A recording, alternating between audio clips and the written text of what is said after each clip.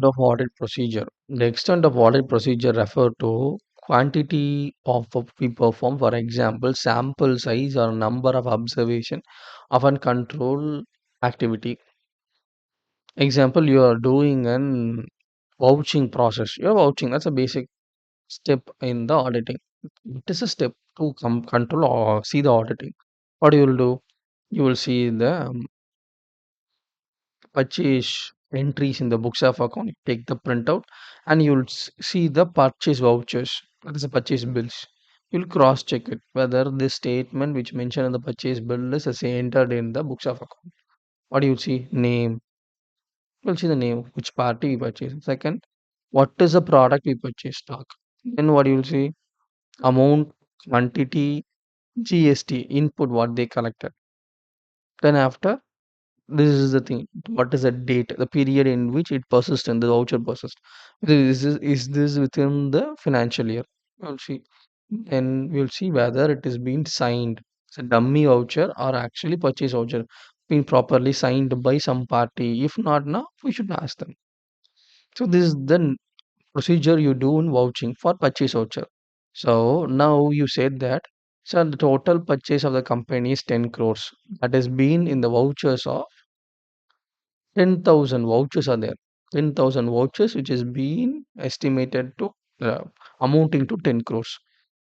Seeing 10,000 vouchers, it's not our motive.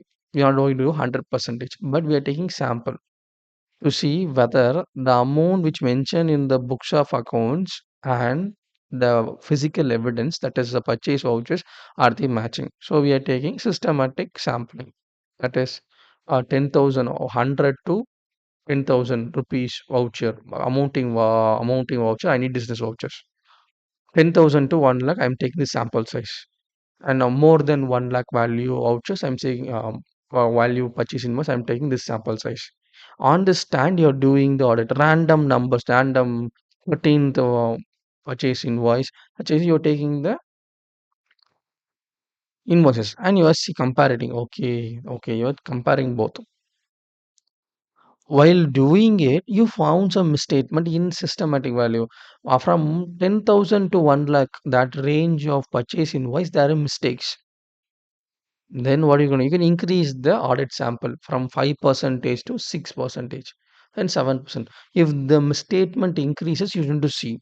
Or maybe as a certain segment, example, purchase line, certain trader alone, from the trader we bought the purchase, there's a mistake. Then you need to check, focus on the check and see in extensively get that documents.